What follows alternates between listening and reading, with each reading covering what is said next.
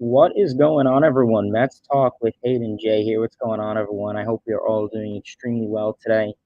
I'm most certainly doing well today. Give me 1 second. All right, audio sounds pretty crystal clear on my phone. We'll throw that over there. But what is going on? And as you can see, we're in a little bit of a different setup. If you guys were not paying attention on the last couple of streams, I was going to inform most of you guys that I will be starting at a new school, Stetson University. So here I am. As you can see, I'm not in my usual setup that I'm always in. All my awesome Mets memorabilia behind me.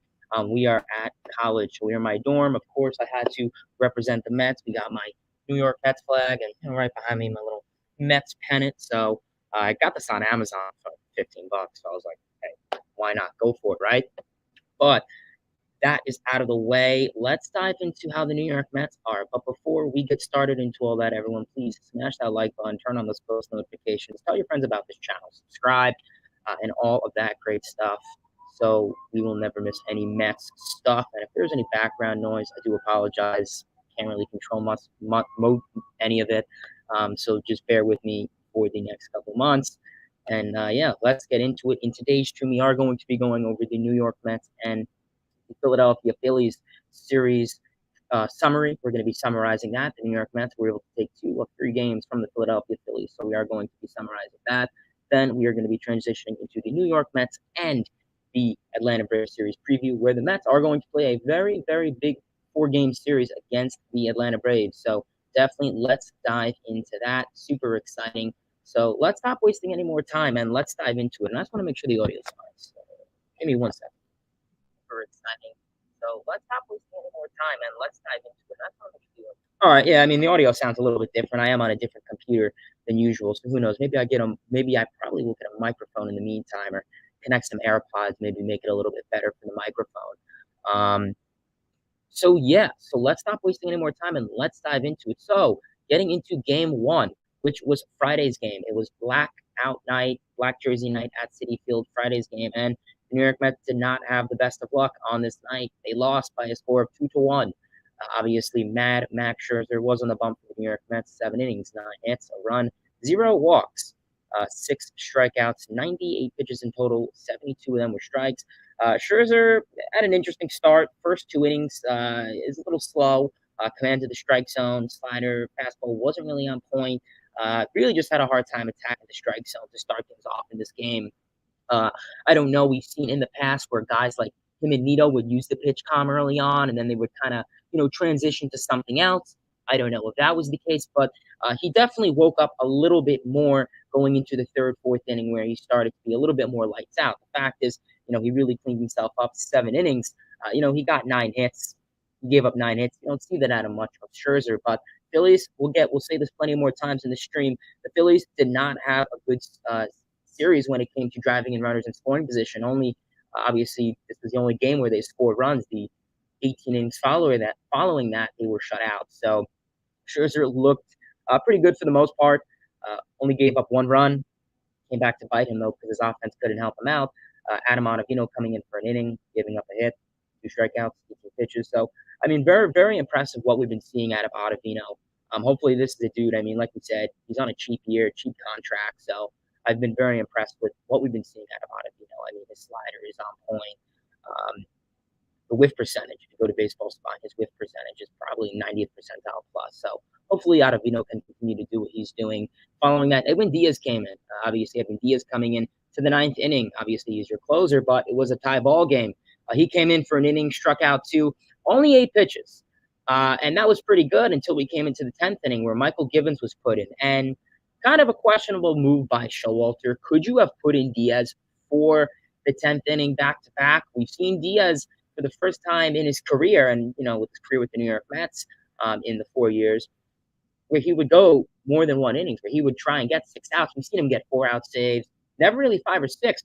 Was Showalter going to go with this approach? Because maybe if you went into the 11th, would it have made a difference? But hey, I mean, listen, if you could hold it off, you may as well. But obviously, you don't want to waste any bullpen arms. That would be inadequate. But Michael Givens came in, and Givens, I know Mets fans have been very stressed with him. I know that he hasn't. He's had more good out. He's had more bad outings than good outings for this New York Mets team since joining from the Chicago Cubs. But he just really didn't get a good outing. 1 inning strikeout. But obviously, with that silly runner on second in the extra inning rule, it came back to bite him. So, like I said, pitching did, a pretty good job. I mean, like I said, you didn't walk a single player this game. Phillies did not. I mean, yeah, maybe they weren't taking as much selective bats, but the pitching did a phenomenal job. Getting into this offense, it was a pretty quiet game offensively. Like we said, Ranger Suarez was on the bump for the Phillies, and something that we've been seeing the Mets do for pretty much all the season is they just can't hit left-handed pitching. And I've said it on these streams 1,000 times. I'll say it once again. This team cannot hit left-handed pitching, and it's really starting to get frustrating. We've seen the Mets go attack some guys, lefties who rely on sliders, but Suarez was just dealing, and the Mets were not, taking selective at bats. They were rushing. We saw that first inning where Suarez only pitched eight pitches. Obviously, Nimmo literally swinging after 3 pitches. So, I mean, just really frustrating that first inning. But really, to get things started for this Mets offense, he got 5 hits. And really, the only run creation was in the second inning when Mark Canha had a sacrifice fly to right to bring in Alonso. So, like I said, quiet game offensively. I mean, Alonso had an okay night, 2 walks. I mean, Canha with the only run creation and a walk. Otherwise, I mean, he got some solo hits from Marte, Lindor, Ruff, but otherwise, pretty disappointing night offensively for this Mets team. They do get the L. Michael Givens gets the L. Getting into game 2, which was Saturday's game, which had a little bit more hope. Kind of a dead offensive game, too, but they won the game, so who cares at the end of the day? It was DeGrom Day, baby. And the GOAT, I mean, we're talking about Stetson University, former alumni of that school. Jacob the GOAT, a.k.a. Jacob DeGrom, came on 6 innings, 2 hits, 0 runs, 0 walks, 10 strikeouts. I mean, I read that slash line, and that's pretty much what DeGrom has been doing all year. I mean, DeGrom, his stuff was phenomenal. The slider, he mixed up his pitches really well, and this Phillies lineup was just practically unhittable. I mean, 2 hits in 6 innings. I mean, that's phenomenal. Only 2 runners were able to get on base from DeGrom. I mean, we've always been, pretty much every time we see DeGrom's retired the last 10 batters, the last 12 batters. Same thing. So very impressive from DeGrom. 76 pitches. Could he have gone longer? We know that he's returning from that injury. Is Showalter kind of trying to acclimate him slowly? We'll see how that will go in the future. Coming into relief, Seth Lugo. Bullpen had a really good night. Seth Lugo came in for an inning, a hit, strikeout, 15 pitches. Long inning for Lugo. He had command on the secondary pitches. So, I mean, that's kind of been the moral of the story for Lugo this season is he comes into outings and just does not have command on his secondary pitches. And he had, giving up a hit, no jams. So, I mean, it's good to see. Following that, Trevor May came in. Tip of the cap to Trevor May. Good outing, an inning, 14 pitches, 10 strikeouts, 10 strikes, 2 strikeouts. Good to see him there. Very meaty fastball you like to see. And then Edwin Diaz to close things out. Diaz an inning, 2 walks and a strikeout. A little bit dicey, 25 pitches. Got a little unfortunate, little unlucky with Escobar. We know Diaz is prone to giving up plenty of light contact, and he gave up a little blooper down the third base sign that Escobar was not able to grab. And then you pretty much had bases loaded theoretically, and he was able to retire the Phillies lineup 1, 2, 3 after that. So that was good to see. In terms of the run creation, like I said, another quiet game offensively, only 4 hits, 1 run. And that run was in the first inning when Pete Alonso had an RBI single to right to bring in Starling Marte. So like I said, pretty boring game offensively this whole series. I mean, like I said, at the end of the day, as long as you win games, who cares? I said coming into this series that this will be a juggernaut of pitching. I mean, yeah, Nola, Suarez, Wheeler, they're good guys. But obviously, you also had DeGrom, Scherzer, and even Bassett, who really had a really interesting surprise to start once again. So really good to see for the Leafs as always. Like I said, Alonso with the only run. 1 run, 4 hits, like I said, not much. Quiet game offensively. Getting into game 3 in the final game of this 3-game set, the Mets won this game by a score of 6-0. You like to see that. Chris Bassett was on the bump to get the final get the final appearance in the series. 5 innings, 4 hits, 0 runs, 2 walks, and 5 strikeouts, 97 pitches. Yeah, he got into plenty of jams. We saw he really relied on the double play. We know that Bassett could potentially be a ground ball pitcher if he really wanted to. Relied on plenty of double plays, plenty of strikeouts. Like I said, the Phillies were not hitting with runners in scoring position this series at all. Or maybe it was just the Mets pitching was dominant enough to get the job done. Like I said, he got out of plenty of jams. We know Bassett's definitely capable of that. Kind of like, David Peters, like we said, he's a guy who's definitely capable of getting out of plenty of jams throughout their time with the Mets. Called to the bullpen. Trevor Williams came in for 2 innings. Like I said, your long reliever, so good to see him go those 2 innings. 2 hits, a strikeout. Pretty good start, no complaints. Michael Gibbons came in, an inning, a hit, 2 strikeouts, no major complaints. Joey Rodriguez came in, and this is where we will get to the complaint. 2/3 of an inning, 2 hits, a walk, 2 strikeouts. I mean, this dude practically loads up the bases with no outs. He was able to get 2 outs, but obviously with Alec Boehm, who's been a very hot hitter lately, Showalter said one swing of the bat, and it's a 6-4 ball game, and then you're in a save situation. So I mean, it's kind of a disappointment that you literally have to go to your bullpen, or pretty much you're a closer, or as you could say, for literally one batter. It's really silly, really arbitrary, but you know what? That's just how these things are going to go sometimes. But yeah, like I said, following that, Ottavino came in to face Boehm 1/3 of an inning and struck him out. 4 pitches, 3 of those in the strike zone. So good to see from the pitching. They held down their job, shut out the Phillies back-to-back games in 18 innings. You like to see that. Bassett gets the W. In terms of this offense, the offense blew up, taking advantage of some unfortunate defensive mishaps from this Phillies defense. Like I said, 6 runs, 10 hits. You like to see that. Everyone got a hit in this lineup pretty much, but Escobar, big surprise. Um, Getting started with the run creation. Francisco Lindor had an RBI single to right to bring in Brandon Nimmo in the first inning. Heading on into the fourth inning, Mark Canha had an RBI single to right to bring in Pete Alonso, and obviously Canha advanced the second on throw. Following that at bat, Luis Guillorme had an RBI opposite field single to shallow left to bring in Canha. Good to see back-to-back opposite field hits. We know that, lucky, well, back-to-ball contact. That's how it goes in baseball. And then really where things got interesting in the fourth inning, James McCann had an RBI single to center to bring in Luis Guillorme and Jeff McNeil, who hustled from first to home on a ball that was 10, 20 feet away from second base. But Brandon Marsh had a little bit of a defensive mishap, obviously, in center field, booted the ball, threw it to second, and they kind of just, yeah, we know how to say it.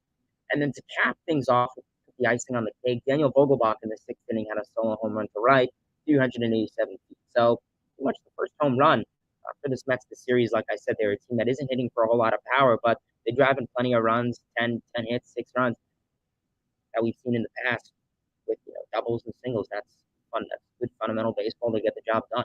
So that was the New York Mets and the Philadelphia Phillies series summary. Mets took 2 out of 3. Always enjoyable to see. Could have got the sweep, honestly. Like I said, you scored 6 runs and you can't even score 1 in the first game. But that's how baseball works sometimes. So good to see. But now going into a little bit of a more, I don't want to say harder challenge, considering that 2 weeks ago we were on here saying that we have a harder challenge with the Atlanta Braves. But the Mets are going to play a 4-game series in Atlanta against the Atlanta Braves. Last time they were home field advantage, high morale, however you want to word it. But the Mets are going into this series with a record of 75-40, 35-21 on the road against the Atlanta Braves, who were 70-46, 37-22 at home. Like I said, Braves are doing pretty well. Obviously, they swept the Marlins in a 4-game series, as well as won both games against the Boston Red Sox. They currently have a 7-game win streak, pretty much ever since playing the Mets. Obviously, they lost 4 or 5 last time, but they have been doing a really good job, the Atlanta Braves, and getting started into that series is going to be an exciting series. Getting things started for tonight will be at 7:20 first pitch. We'll have Carlos Carrasco on the bump for the New York Mets. Carrasco, like I said, 13-4 on the season, a 3.76 ERA, a 1.28 WHIP, 124 and 1/3 innings pitched, 123 strikeouts. Carrasco's been looking good. Slider's been nice, dotting the strike zone with the fastball. He's getting a combination of plenty of strikeouts, ground balls. Biggest thing with Carrasco is get out of the first inning unscathed, cleanly, get that pitch down low in the first couple innings, and you're good. Carrasco sometimes in the past has had a hard time facing the first round of the order when it comes to the opposing team. So, like I said, we'll see. Hopefully, he has a successful first inning, and we'll see how things go there. And obviously, for the Atlanta Braves, Spencer Strider, who that's beat up on pretty much last time. We'll see if the Mets get lucky against them. Wink, wink. So that'll be game one. Getting into game two, which is tomorrow's game, the Mets will have Taijuan Walker. Walker 10-3 on the season, a 3.43 ERA, a 1.20 WHIP, 110 and one-third innings pitched, and 85 strikeouts. Walker's having a pretty good season for the most part. Like I said, got roughed up pretty much twice in the second half. But otherwise, he's really been consistent. He's throwing that split finger really hard. The velocity on it has increased big time since last season. The slider's been on point. The fastball's been on point. And we see that four-pitch combination, and that's really making him successful. So hopefully Walker can keep it up. Like I said, try not to give up many barrels, any hard contact. And if, like I said, keep the contact light, and you should have a good outing. And for the Atlanta Braves, they will have Charlie Morton on the bump for them. Getting into game three, which I believe is Wednesday's game, we will have Mad Max Scherzer on the bump for the Mets. Who doesn't love that? Scherzer, 8-2 on the season, a 1.93 ERA, 0.93 WHIP. Like to see that. 102 and two-thirds innings pitched, 126 strikeouts. Like I said, Scherzer's having a phenomenal season. He's really confusing hitters with his three types of sliders: the full foot, back foot, and the high end. To really get a lot of swinging and misses. The strikeouts have been phenomenal for this dude. I mean, he's Mad Max. I don't need to give much of an analysis. He's a veteran. He knows what he's doing. For the, I was about to say Houston Astros, but for the Atlanta Braves, they will have Jake Odorizzi, who the Mets were able to beat up on last time. So we'll see if he has a little bit better luck. If not, we will see. And getting into game four and the final game of this four-game series, doubleheader at 7:20 Thursday, we will have Jacob DeGoat, a.k.a. Jacob deGrom, on the bump for the Mets. Probably, like I said, kind of questionable. David Peterson wasn't in it. I believe you do have an off day following that, so that could be why. But Jacob deGrom will get the start, 2-0 on the season, like stated. 1.62 ERA, a 0.42 WHIP. We like to see that. 16 and two-thirds innings pitched. Like to see that. And 28 strikeouts, like I said. It's only, like I said, 16 and two-thirds innings pitched. Small sample size, like I said. He's made 3 starts. So, like I said, with deGrom, I'm not sure if he will be on a pitch counter, if Showalter will have any restrictions for him. Considering that he got taken out last time in the 6th inning after only throwing, what was it, like 72-something pitches? I mean, maybe you hope that deGrom could get 7, 8 innings. Like I said, you don't want to rush this dude. One thing I would like to see him do is kind of develop maybe more the changeup or I don't know, some type of combination of a pitch. I feel like, I get a little nervous that he relies on the fastball a little too much. But like I said, otherwise he's been doing great. And for the Atlanta Braves, they will have Kyle Wright on the bump for the Atlanta Braves. So Mets going into this series of high morale, took 2 of 3 from the Phillies. Braves, much higher morale. They have a 7-game win streak, but the Mets were able to take 4 of 5 against them just 2 weeks ago. So we'll see really who gets the final call in this series. Definitely a big series to determine the NL East. As stated, the New York Mets have a 5.5 game lead in the NL East against the Atlanta Braves. Phillies have kind of in 3rd place with, I believe, 10.5, 11.5, something around those lines. So we'll see. So that's the Braves series, Mets series. Some guys to keep an eye out for. My 3 guys that I think will have a good series for starters. I'm going to say Pete Alonso. This dude really is just bat-to-ball contact at this rate. He hasn't been hitting many homers. As I said, he's still at that 29 mark for homers, which is still phenomenal. But hopefully he's just continuing to hit the ball hard like he's been doing pretty much all season for the most part. So we'll see how things fare for him there. And then obviously, obviously, like we said, he hit plenty of hard balls against this Braves pitching staff last time, so we hope for it again. Another guy I'm going to go for is Francisco Lindor. Dude currently has, I believe, a 21 on-base streak, or hitting streak, as I should say. My apologies. Lindor has been, honestly, where to start with this dude. He has been lights out offensively, tightening up his swing, been a gap-to-gap hitter, bloopers, opposite field hits, homers, doubles. He's really been providing so much production, and he's walking a lot. He's getting into plenty of 3-2 counts. He's really working the batters, so hopefully he can continue to do that and have a successful series as always. And then my last and final guy, I'm going to go with a little bit of kind of an interesting one. I know I kind of picked the same three, four, five guys, but I think when it comes to this series, I think I'm going to say I think Nimmo's going to have a big series. Obviously, I'm going to say Nimmo. So those are my three guys to keep an eye out for this series. The Atlanta Braves, I mean, Austin Riley has been hot. Keep in mind the Mets. He went like 2-17 when facing the Mets last appearance. So, like I said, we'll see if the Mets pitching staff can contain Austin Riley, contain Acuna too. We know that Acuna started to get red hot offensively. He was hitting the ball hard and well. His last time that he was at Citi Field, he's been in a slump. I haven't really been seeing how he played in Miami or Boston, but I believe it was pretty good. So, like I said, we'll see how things can go for him there. It'll be a pretty exciting series to say for the least. I'm excited for it. Definitely a good NL East deciding factor. So we'll see how that goes. So that's really it with the Mets and Phillies. Let's get into some of your guys' questions, comments, concerns. If you guys have any questions, anything, drop it in the chat below and we'll pull it up. So let's pull it up. For starters, Lane, what's going on, Lane? Lane says, do you call up Vientos or Alvarez in September on September 1st? Well, that's a good question, Lane. Obviously, we've been discussing Mark Vientos and Francisco Alvarez, the potential call-up with those two guys for quite some time now. For starters, obviously, Vientos has been putting up pretty good numbers in AAA for the most part. Like you said, both of these guys have pretty much started in AAA. They made their AAA debut. I believe it was about a month and a half ago. It was in June, July, probably about. And Alvarez had a little bit of a slow start. He was striking out 2-3 times a game, but now he's really starting to work into better accounts, really put more pressure on the pitcher and just start to pin balls 400 feet plus. So that's the case for Alvarez. Vientos, I do worry a little bit being called up considering the strikeout percentage. I get it. He's a power hitter. That's great. Mets need power, and I've always advocated for that. But right now with Vientos, my only concern is the strikeout numbers. I get it. He strikes out a lot. Minor leagues, 30% strikeout rate.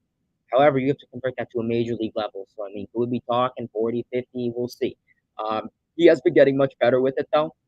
I will say he's been getting much, much better when it comes to him getting in 0-2 counts.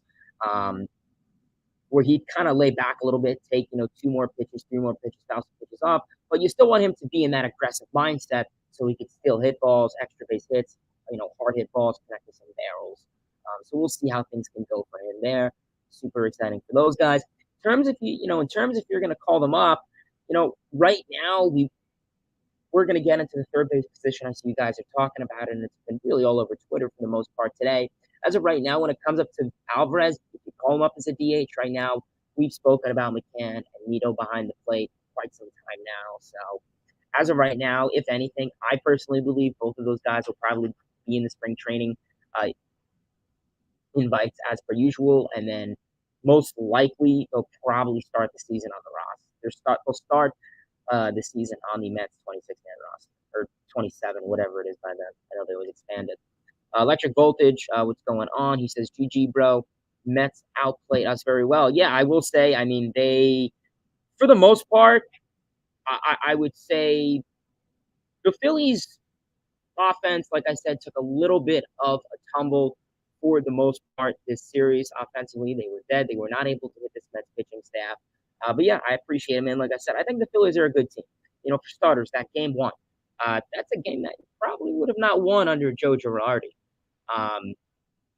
So like I said, we're gonna have to see how things can go there. But you guys have a good future. Like I said, the fact is, listen, you didn't have Schwarber, you don't have Harper. But I can only imagine, the numbers this dude is putting up without those two guys. I can only imagine what that team will look like. Frederick, what's going on? He says Luis Guillorme is out on the IL for 4 to 6 weeks. What do the Mets do?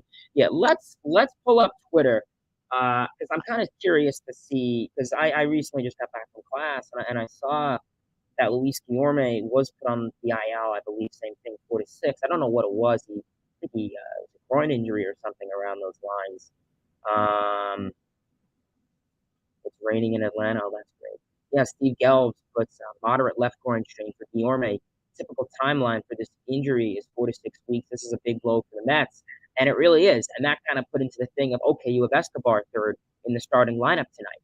And like I said, Eduardo Escobar is out taking early grounders at Truist Park, testing the sore side. He has a sore side injury We saw that he left game one a little bit early because of that. So pretty much your only third baseman right now is a guy who's dealing with an injury on top of that. And keep in mind, this dude has been having a horrible season, to say for the least. So right now, the third base depth, you're getting a little annoyed.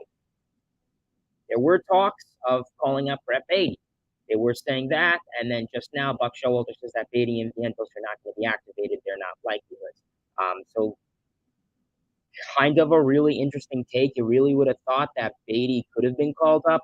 Like I said, another guy that was called up to AAA Syracuse a little bit less than a month ago, and he's kind of been the only guy out of the big, top 10, really 30 prospects in the Mets farm system, where as soon as they got called up to AAA, they really just did a phenomenal job. I mean, game one of his AAA debut, I think he was like 3 for 4 or something around those lines. So, kind of surprising that they didn't decide to go with the Baty route. Maybe they figured they want to develop him more, work with him a little bit more defensively. So we'll see. What's going on? Appreciate everyone for tuning in. Ivan Doge, Gio, Alex, Peter, Trey, Kobe, Davis. What's going on, guys? Trey says, give it up to Lindor for breaking the shortstop RBI record previously held by Reyes at 81. Yeah, I mean, tip of the cap. I mean, going into the season, knowing with Lindor in the 3-hole and Alonso in the 4-hole that the RBI numbers for these guys would be through the roof, considering you have much better table setters ahead of them. The fact is, we've been seeing Nimmo, Marte get on base plenty, well as Lindor. 21 homers, RBIs right there. But the fact is, yeah, I mean, the run creation that both of them have been providing has been phenomenal. And like I said, RBIs, I'm not crazy on RBIs. I think it's kind of an odd stat. I think it's more of a team stat. It's like you can't really control who gets on ahead of you. You can only control what you do at your at bat. But like I said, they got better protection in this lineup, so that's going to translate to their numbers being better. So I mean, hey, tip of the cap to them. Good for those guys and Lindor. And I'm honestly surprised that it was 81. I mean, like I said, Mets, when it came to the shortstop position, I guess they haven't really had a whole lot of, it's kind of the best depth, you could say. I mean, it's not like, they had a perennial shortstop. They've had great defensive shortstops, obviously, but it's kind of surprised that it was only at 81. Also say, Hayden, how are you? Glad the Mets won the series, although I wish we swept. Yeah, I mean, like I said, I'm always down for a sweep, but take 2 or 3, and I have no issue with that. Marco, yo, GM, the Mets are playing very well as of lately. Certainly are. Kobe, hey, Hayden, what's up? So happy we took 2 or 3 against the Phillies. DeGrom, Scherzer, and Bassett all showed up. Yep, they did big time. Like I said, they got into a little, pretty much lights out since really before it started. Trey says, is it too early to start talking about the magic number? If so, when is the right time? September 1st. Man, I'm starting to get excited for playoffs. You and me both, pal. When it comes to the magic number, considering that the Mets are on pace to win probably 105 games right now, I believe is what Tacoma put on his Twitter yesterday. I believe right now they are on pace to 105 games. So considering that you 75 and 40, that's 35 over 500, which is a phenomenal number, something we don't really see of the Mets. And their highest winning percentage in the history was in '86, obviously winning 107 games, 108, I believe it was. So the fact is, you're at 105. That's 2-3 shy short, and win streak, sweeping the Braves, or like I said, September is kind of a piece of cake. If you really bulk up there, it's possible. But as of right now, considering you have a 35 games above 500, usually teams like the Dodgers are like that, or the Yankees in the past, and usually you could say they clinch around early September, mid-September, probably around September 10th, 15th, maybe. Like I said, it's really going to just consider how the rest of the NL East goes. The Phillies. What are the Phillies? The Philadelphia Phillies are how many games back? Let's go to the standings. Philadelphia Phillies are 11.5, and Braves are 5.5. So, I mean, like I said, Marlins 25, Nationals 37.5. So those two bottom teams are pretty much out of it. So you got plenty of room for the most part in that third place, unless Philly goes on like a 10-game win streak, and the Mets kind of play 500 for the next 10 games, go 5-5, which I don't know. That'll happen, probably not, but we'll see. But yeah, I would probably say like September 10th is usually a good time. Eric, what's going on? Hey, Hayden, good afternoon. I think the Mets are having a phenomenal season. I agree with you, man.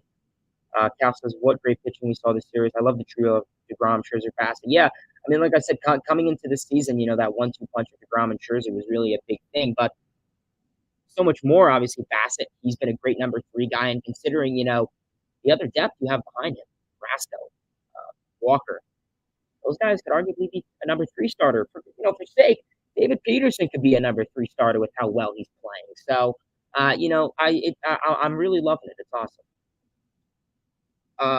Peter says pitching wins championships, and the Mets are proving it for sure. I agree with you. Pitching wins championships. I mean, you get the right pitching, and simply enough, you get the job done. And for the most part, obviously, like I said, baseball's a 50-50 sport. You need offense, but you need pitching. But like I said, when you're in the playoffs, I mean, we saw the Mets offense was dead games 1 and 2. And we managed to win the second game because of your pitching. This could have been a series where if DeGrom and Scherzer weren't here, and maybe it was with Tyler McGill if he was healthy and David Peterson, would you have won that second game?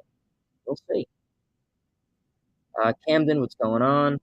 Kobe says the NL East is the best division in baseball, and it's not even close. Oh yeah, I mean it's maybe you can make a case for the AL East. I mean Yankees, Blue Jays, kind of the Orioles have kind of been exciting, but I mean, I don't know. I wouldn't say AL East. I definitely say NL. I agree with you.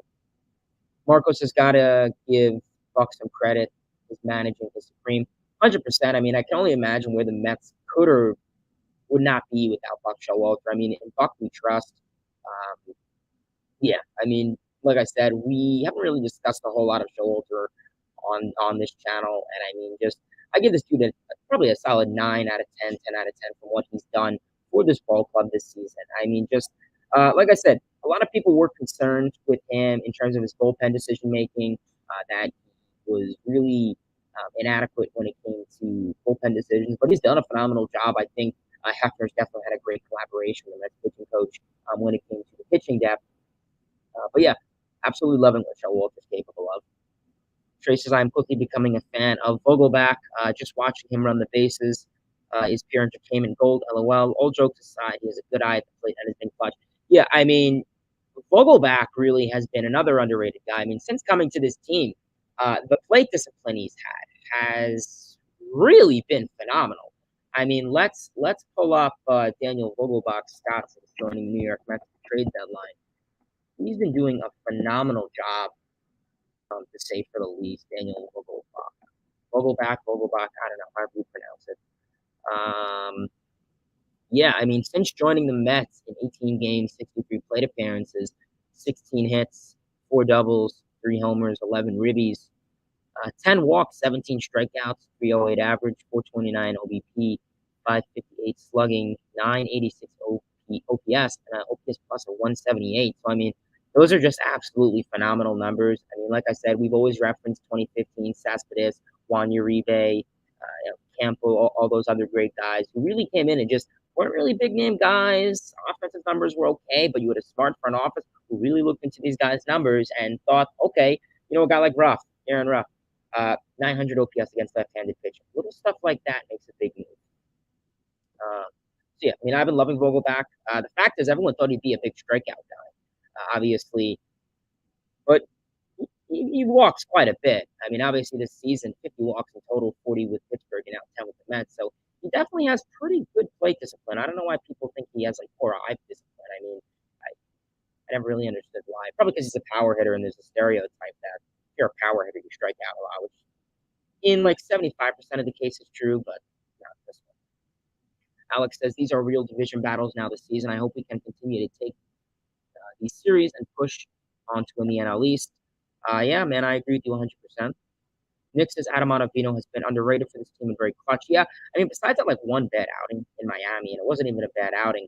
Ottavino's only been getting hit on really like high fastballs that are like 2 feet out of the zone, and they, the the the hitter just extends his arm and just hits the bat to all weird contact.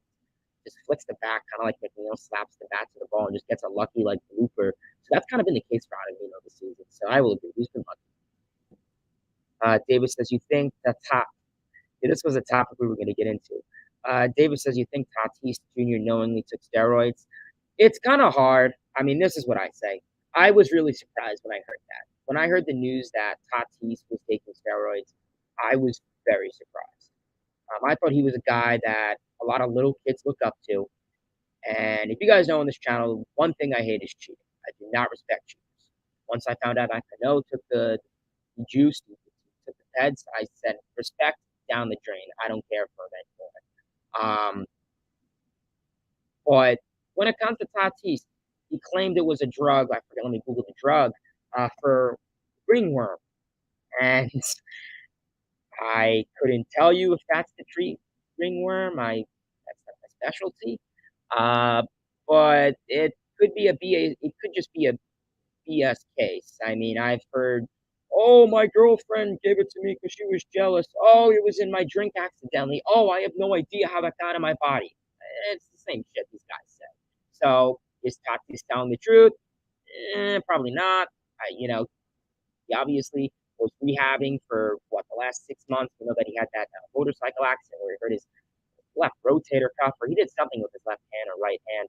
So it was probably kind of like a Cano move to kind of help enhance your rehab and kind of get back to where you were. I don't think it was for being more built or stronger. It's probably to get back to playing sooner and get healthier quickly. So unfortunate, he was, I know I bash on the Padres a lot, but um, kind of feel bad. I mean, he was kind of one of the faces of the game, and it's like, are fans still going to respect him because of it? Marco, what's going on? Marco says this is a huge week. We play 8 games in 7 days. Yeah, obviously we have that doubleheader against Atlanta, so it's going to be a huge series to say for the least. Obviously, you really do hope. Like I said, when it comes to the 5 day rotation, it's most likely going to be. We'll probably see David Peterson back in the rotation, and I have no complaints with that. Peterson's been doing a phenomenal job.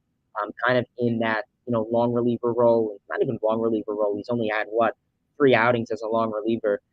But this is the role Peterson's designed to be. It's kind of like a Williams or what the Mets are going to do with McGill or a Luke Hazy. But you know what? Um, I trust David Peterson in that role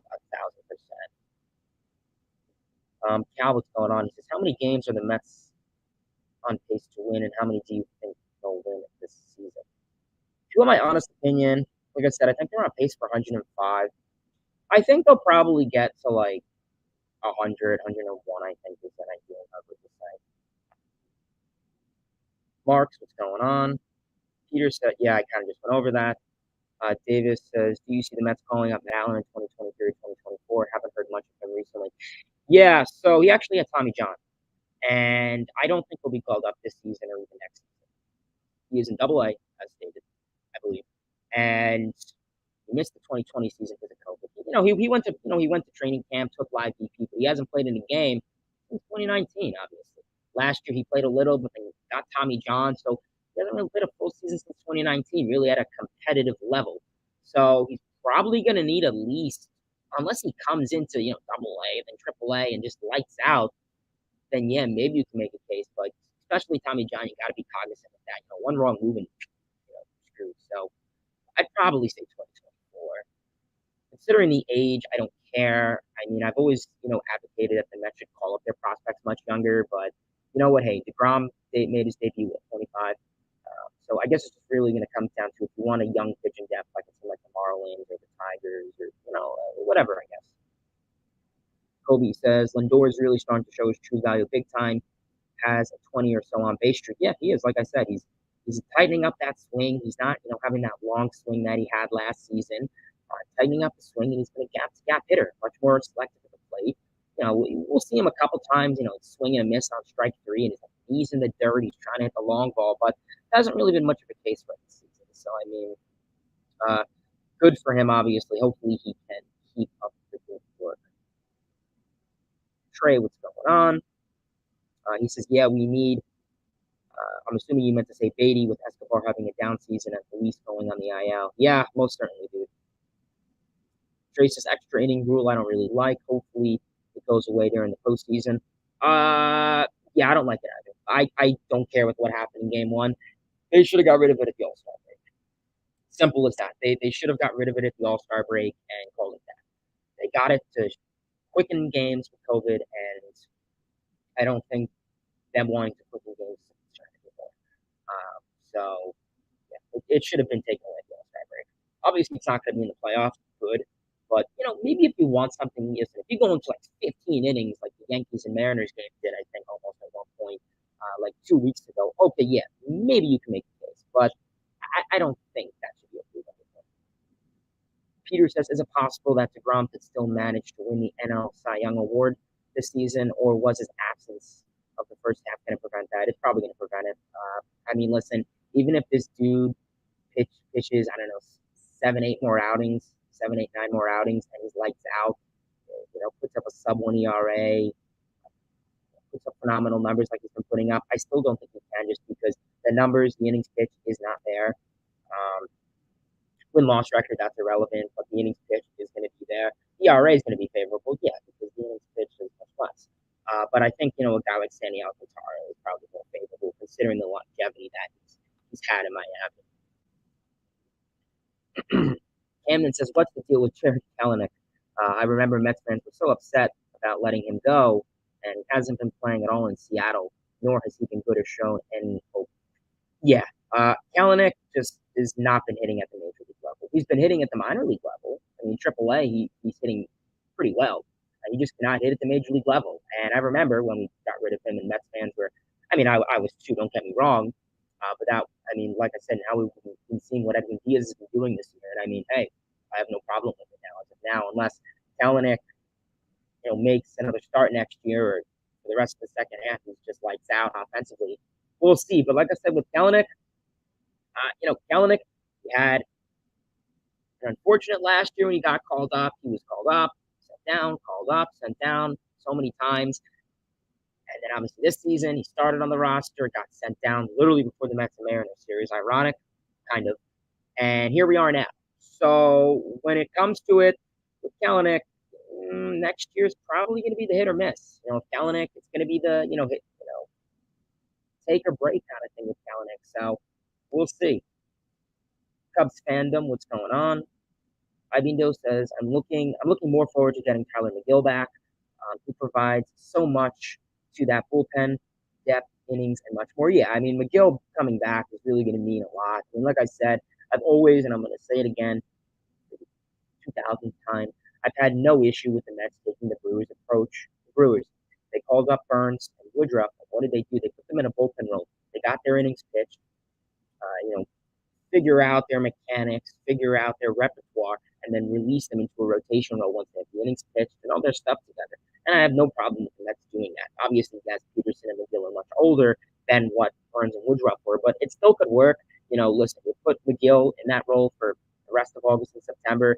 He was out on the IL for most of the season, so it helps him get his repertoire back, find his pitching, and even for Peterson, just because the left-handed presence, and the Mets definitely need a remedy on left-handed presence in the bullpen. So, like I said, we're honestly going to see how it goes. It's going to be interesting.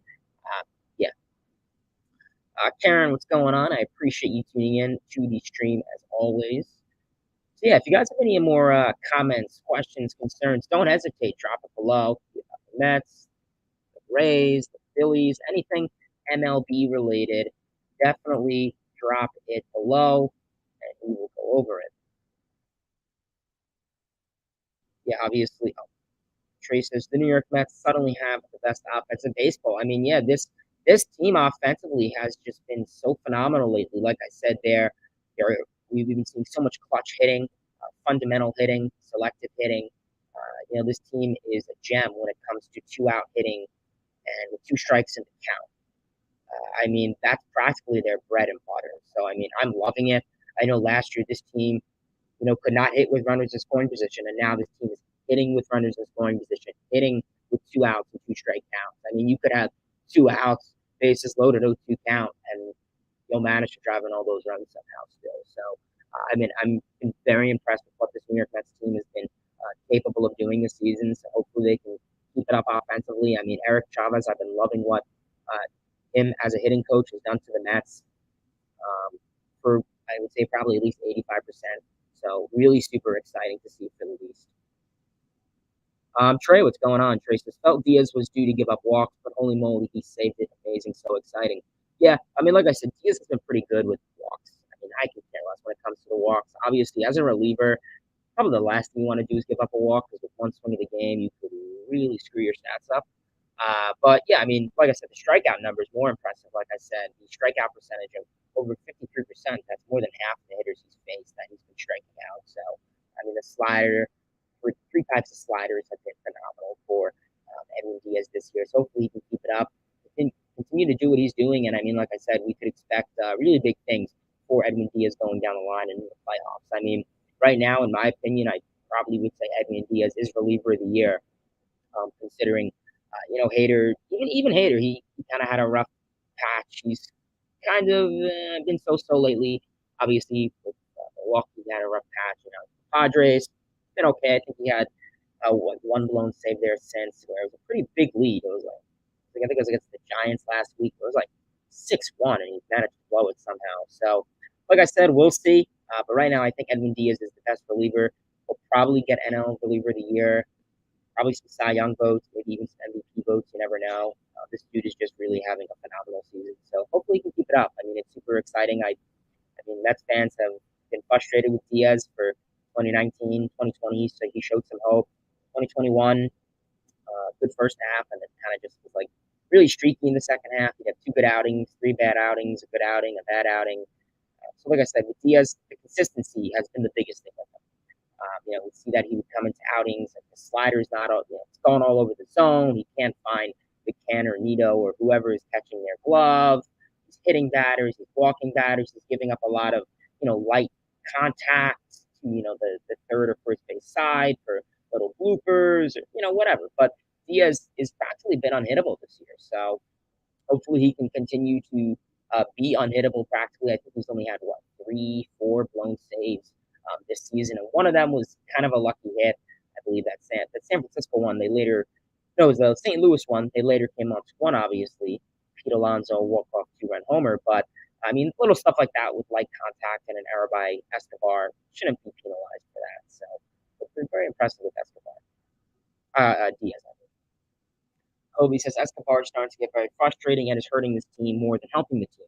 Any chance they look into calling up Baty or Baty or Vientos at third? Well, hopefully you did hear my little rant about Baty or Vientos, but when it comes to Escobar, he's been very frustrating. I mean, simply enough, he gets into so many 0-2 counts. He's aggressive. He's fouling off all these pitches, and he doesn't work the count. I've never seen Eduardo Escobar probably at all with the Mets this year have a 3-2 count. It's not like he's hitting the ball hard or getting barrels or making really hard contact. And it's like, oh, really unlucky. If you hit the ball hard, good things will happen. That hasn't been the case for him at all this year. He's not really making any good contact. I get it. He's had some great times. That Texas Rangers series, he was really clutch, really effective, and arguably helped us, I think take 2 or 3 in that Rangers series. But I'm going to need more than that. I get it. He had the walk-off against Field. Okay, great. But I need more than, 3, 4, 5 moments. The fact is this dude is giving me a Mendoza line average, an OPS way below average, an OVP way below average. This dude coming into this season, was expected to be a number 5 guy in this lineup hitting behind Alonso, and he wasn't doing that job, and he got replaced. And we haven't seen Escobar, really. I mean, it was Guillorme at third for like 5 days in a row, and I'm thinking to myself, is Escobar okay? Because we haven't seen him at all. And I just simply think it's that they're only going to use him for left-handed pitching because we've seen the numbers when Escobar is facing a lefty versus a righty. Terrible as a righty. And he's been going with Guillorme. And hey, can you blame him? If you're putting Guillorme out there, a dude who is an on-base an on-base machine, kind of like Jeff McNeil, bat-to-ball contact, just slaps the ball, gets on, goes for opposite field hits, walks, gets hit by pitches. And if he's going to get on, I'd rather that than Escobar, who's going to hit a home run or a hit, one of every 35 at bats. So, like I said, that's kind of just going to be the case. And I don't blame Buck Showalter for giving Guillorme more starts at third than Escobar. I get it. Guillorme has been a little bit slower lately, but still much better than Escobar. Mets fans MB says, what are the Mets going to do with Guillorme gone? And dribble Cabrera, LOL. Dribble Cabrera, that's the name. Yeah, like I said, when it comes to it, they're starting Eduardo Escobar tonight. And that's kind of a silly move considering that he's not even 100%. That's a really silly move to put a guy out there who's not even 100%. Like I said, you had a Baty, you had a Vientos option to call up, both AAA, putting up great numbers in AAA.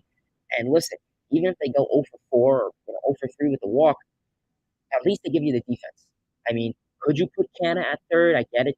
Canna made a start in game 1 at third base for his first time since 2016. Obviously, he's an outfielder, so that was kind of a unorthodox thing for Mark Canna. But, and I said, like, oh, I don't want players, playing out of position. We've seen that a lot last year and not much this year, so that's good. But when it comes to situations like this, you don't really have much of a choice. So, it's not like you're going to call up for Vientos or Baty. Well, and, you're going to have to stick with someone on the bench. I mean, if you had JD Davis, you probably could have went with him. He's horrible defensively, but it's someone to go out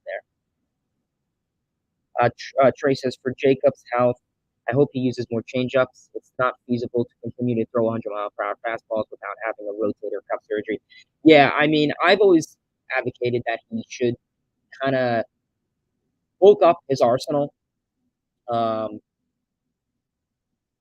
yeah, I've always kind of advocated that he bulked up his arsenal as always, and I don't think I have a problem with that. We know that Cho, he's been throwing a changeup a little bit. I think in the first pitch of spring training, he threw a changeup. Why? Is Max Scherzer, and I think having Scherzer, a veteran, probably the same eliteness as Jacob DeGrom, obviously, two of those guys can combine, and obviously they have two different kind of pitching styles, obviously two pitching repertoires, two different um, arsenals pitches. Those two could really collaborate. And we've been seeing DeGrom feed off of something for sure. Something like a backdoor slider or a changeup that was learned from Max Scherzer. I mean, it's very impressive. Really like it. Hopefully, DeGrom can continue to use those pitches because, like I said, fastball slider that's great, but the injury is going to kind of concern me, and especially if it's a rotator cuff and you're using your slider.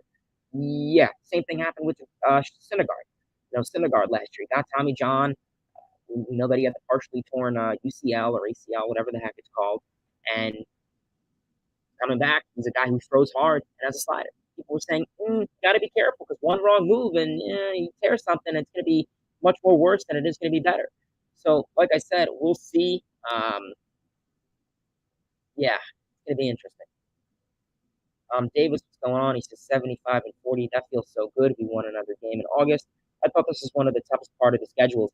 Yeah, I mean, considering that, you're playing plenty divisional matchups, and obviously those are very vital games considering if you want the NL East, unless you want a wild card spot. But hey, I mean, who doesn't want the NL East champion? I think any baseball fan would want their team to win the division as opposed to a wild card spot.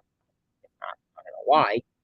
But yeah, like I said, it is going to be important considering that the Atlanta Braves are 5.5 back. I mean, we were at a point where they were 10.5 back and to a half a game back, and three, now 5.5. So, I mean, the Mets are winning, the Braves are winning, so it's kind of staying the same. It's not like it's really changing much at all.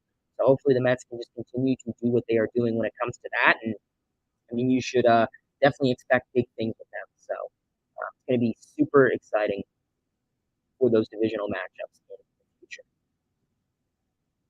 Kobe says the Mets are 14-3 in rubber games this season. This team is built different. LGM. Yeah, I mean, I will say it's very impressive how this team has been in series overall. I think this. I mean, keep in mind, the Mets, I think, went into like June where they lost their first series, and it was against the Mariners when they were, I think, 1-2. So I mean, the fact is, you go until June without winning a series, that's phenomenal. And I think the Mets probably only lost what 3, 4, 5 series this season. I mean, that's phenomenal. The fact is, you're what 14-3 in the NL East. So I think you probably only lost 2 that were out of division teams. So I mean, that's really impressive to say for the East. I mean, hopefully they can keep it up as always. Cal says Escobar has been struggling the whole year and probably not even 100% after his injury from the other day. This is a really bad choice, in my opinion. Yeah, I agree with you. Like I said, I don't know why you're putting a guy out there that's not 100%. I get it. You don't have much. I mean, could you put Canna out there? Sure. I'd probably rather that instead. And then you put a guy like Ruff or Naquin out in the outfield and put Canna at third. I get it. He's not a third baseman. He hasn't really been a considered guy to fill in at third. Um, Obviously, since 2016, I mean, you obviously have the option for McNeil if something happens. I know McNeil isn't the best at third. I think he has the range. He's great defensively, but I think he's much better defensively on the right side than the left side. But like I said, I would be a little cautious with putting McNeil at third.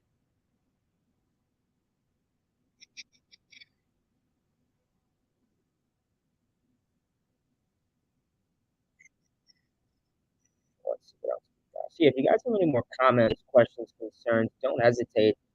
Feel free to drop them in the comment section below. I'm just pull up Twitter and see what the Mets have in terms of news. The Mets lineup was released. Obviously, at third base is Escobar, so that's kind of been the concern. And we do have a little news. Tomas Neal is not in Atlanta due to an illness. Tough break for Nito, who's batting 277 over his last 15 games and regularly catching DeGrom and Scherzer. Recent trade acquisition, Michael Perez is here, so Michael Perez will probably get a start for the most part. Some other news. That's unfortunate. Walker Buehler will undergo season-ending elbow surgery. Unfortunate blow for them. And then the Mets are calling up infielder Devin Moreo, whom they recently signed in a minor league deal to replace Yorme. He's 31, hitting 236 in Syracuse. So, yeah, you're looking at his defense and the versatility to play second, short, and third. So, yeah, don't expect big things to come offensively. The fact is he's hitting, closer to the Mendoza line at 236 in AAA. I can only imagine what that would be at the MLB level. So, yeah, like I said, we'll see. Like I said, hopefully Guillorme, 4 to 6 weeks. It really is a tough blow to really save for the least. Like I said, we'll have to see. See what else is going to go for Guillorme.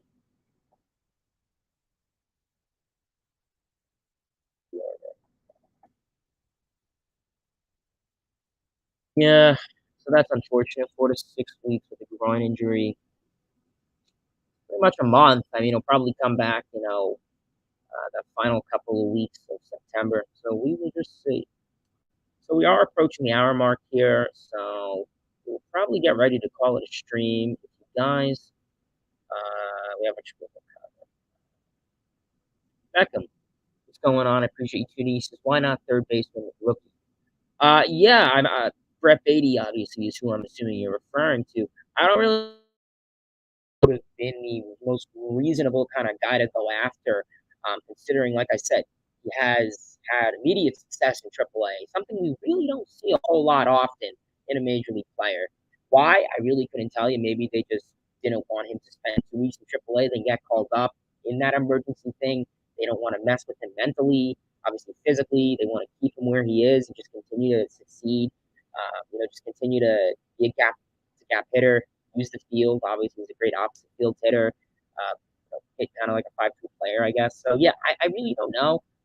Biggest assumption is that's probably why, because he just got called up in AAA, so they don't want to immediately throw up to the major leagues. I mean, it's 4 to 6 weeks, not like it's the end of the world. And think of it as a September call up, but I really don't know, to be honest with you. It's really unfortunate to, yeah, it really is. So probably gonna call it a stream here, as always. Let's see if anything else is new.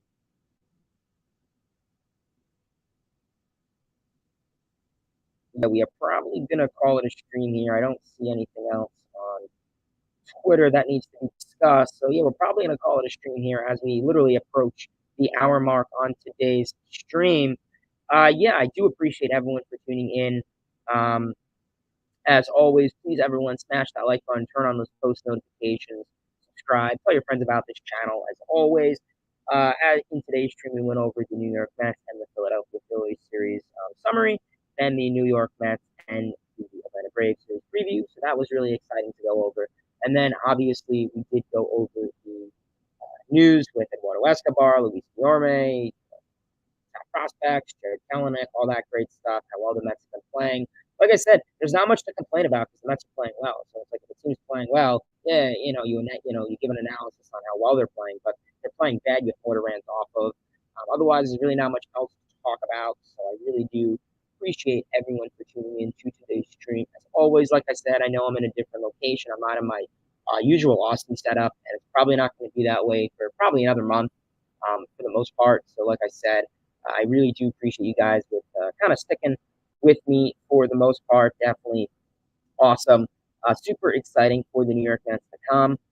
Yeah, otherwise, that's all I got. Like I said, if you guys have any comments, any questions, any concerns, do not hesitate. Drop them in the comment section below. If you're rewatching this on replay, tip of the cap to you for tuning in to the stream as always. And yeah, that's really all I got. Till next time, baseball fans. See ya.